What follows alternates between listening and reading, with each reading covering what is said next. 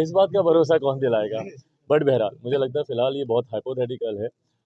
जब औपचारिक इसके ऊपर कोई चर्चा से हम लोग आते हैं, ऐसे में भगवान राम का भव्य मंदिर का निर्माण हो रहा है, मुझे लगता है उतना ही क्या नाम है सर? एक मिनट थोड़ा सा आगे आप उधर चले जाते। क्या हाजीपुर में रिकॉर्ड बनने वाला है कल का, जिस प्रकार से भीड़ था उसको लेकर? भाई कल की भीड़ ने तो कम से कम रिकॉर्ड बना ही दिया।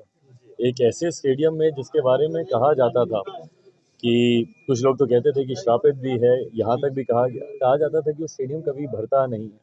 पर ऐसे में कल स्टेडियम में, और ये मैं कतई नहीं कह रहा, आप सबके कैमरे साक्षी हैं, आप में से अधिकांश लोग कल वहाँ पे खुद स्वयं मौजूद थे, आप लोगों ने खुद देखा वहाँ पे मतलब पाँव तक रखने की जगह नहीं, ना सिर्फ स्टेडियम के अंदर बल्कि स्टेडियम के बाहर तक जिस तरीके का दृश्य देखने को मिला, ना सिर्फ इसने रिकॉर्ड कायम किया बल्कि मुझे लगता है कि हाजीपुर की जनता एक बार फिर से तैयार है Guinness book of world records में अपना नाम दर्ज कराने के लिए। दो बार मेरे नेता मेरे पिता के नाम पर हाजीपुर की जनता ने अपना नाम जरूर Guinness book of world record में दर्ज कराया। मुझे लगता है तीसरी बार एक बार फिर से रिकॉर्ड वहाँ पे कायम हो। एक बड़ा सवाल निकल कर आ रहा है नीतीश कुमार को लेकर, जो कई भविष्यवाणियां जो चलते रहती है और कई लोग आम जगहों पर जो बोलते रहते हैं, नीतीश कुमार जी फिर एक बार शपथ लेंगे और फिर एक बार सेटलमेंट करेंगे एनडीए के साथ।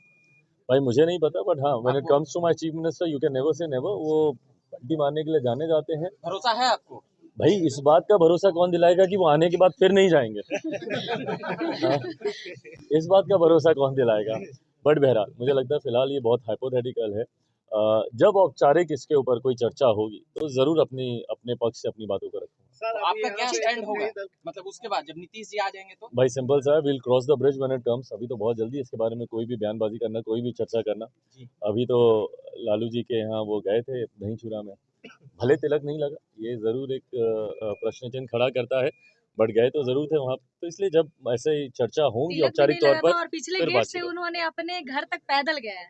सही बात है, उनको नया उनको पता चला है कि उनके घर का एक पिछला दरवाजा भी है। नहीं तो जब वो एनडीए में रहते थे तो उस वक्त तो इफ्तार के लिए वो पैदल ही चल के चले जाते थे।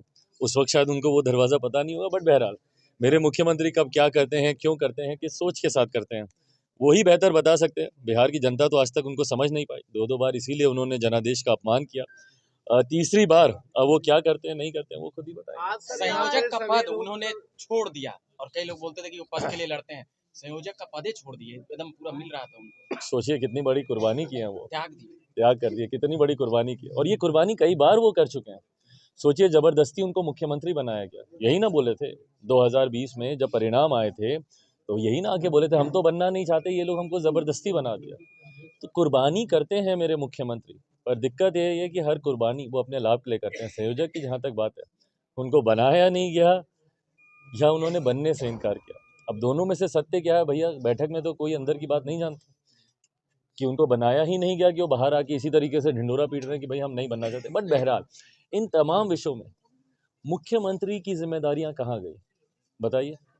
आज भी बिहार अपराध की गिरफ्त में है, आए दिन हत्याएं, अपहरण, लूटमार, डकैती हो रही है। ऐसे में मेरे मुख्यमंत्री की जिम्मेदारियां कहाँ हैं, मेरे गृह मंत्री की जिम्मेदारियां कहाँ हैं। बिहार के अलावा मेरे मुख्यमंत्री को हर चीज की चिंता है, ये हम लोग लिए दुर्भाग्य की बात है। सर एक बात बताइए, आज यहाँ पे बीजेपी के हो कई लीडर आए, हम जीतन राम मांझी भी दिखे, उपेंद्र कुशवाहा भी दिखे, क्या आज का ये एक साथ मंच साझा ये लगता है कि आने वाले चुनाव में कुछ नया समीकरण देने की तैयारी में है? इसमें से अधिकांश हम लोग एक ही गठबंधन के हम लोग घटक दल हैं। मांझी जी की बात हो, आदरणीय उपेंद्र कुशवाहा जी की बात हो, या भाजपा के तमाम वरिष्ठ नेता जो यहाँ पर आए, सम्राट भाई हों या आदरणीय विजय सिन्हा जी हों, तमाम लोग, सुशील मोदी जी हों, तमाम लोग, तो हम लोग एक ही गठबंधन का हम लोग हिस्सा हैं। और मुझे लगता है जैसा मैंने कहा कि दही चूरा एक ऐसा उपलक्ष्य है जहाँ एक बार तो कम से कम बिना राजनीतिक चिंताओं के और बिना राजनीतिक परिप्रेक्ष्य के एक सहज माहौल में चर्चाएं होती हैं। शुभ दिन की शुरुआत इसको माना जाता है, तो शुभ चर्चाओं से इसकी शुरुआत। चिराग जी क्या अयोध्या जाएंगे आप? मैं बिल्कुल जाऊंगा, निमंत्रण मेरे पास आया है और मेरे लिए ये सौभाग्य की बात है। इससे क्या राजनीतिक कई लोग नहीं जा रहे हैं तो फिर लालू जी और भी विपक्ष जैसे सोनिया गांधी और भी जो भी विपक्ष हैं अखिलेश यादव। तो भाई ये लोग कौन हैं? ये वही लोग हैं ना जो बार बार सनातन को गाली देने का काम करते हैं, जो भगवान राम को गाली देने का काम करते हैं। आप मुझे बताइए, जब साउथ की एक पार्टी ने सनातन धर्म को बीमारी से जोड़कर उसके खात्मे की बात की, बिहार के या राष्ट्रीय कितने दल हैं जिन्होंने इसके खिलाफ आवाज़ उठाई? क्या कांग्रेस ने कभी कुछ बोला? क्या राष्ट्रीय जनता दल ने कुछ बोला इसके खिलाफ?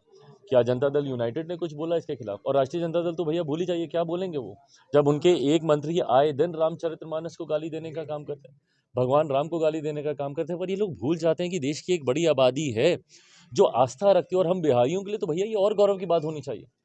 माता सीता की धरती से हम लोग आते हैं, ऐसे में भगवान राम का भव्य मंदिर का निर्माण हो रहा है। मुझे लगता है उतना ही उत्सव का माहौल बिहार में होना चाहिए, पर तुष्टीकरण की राजनीति के तहत, अपीजमेंट की पॉलिटिक्स के तहत, जात पात धर्म मजहब को साधने की राजनीति के तहत इस तरीके की बयानबाजी की जाती है। तो ऐसे में अगर इनमें से कोई नहीं जा रहा है, किसी को आश्चर्य होना भी नहीं चाहिए। चलिए, Thank थैंक you. यू।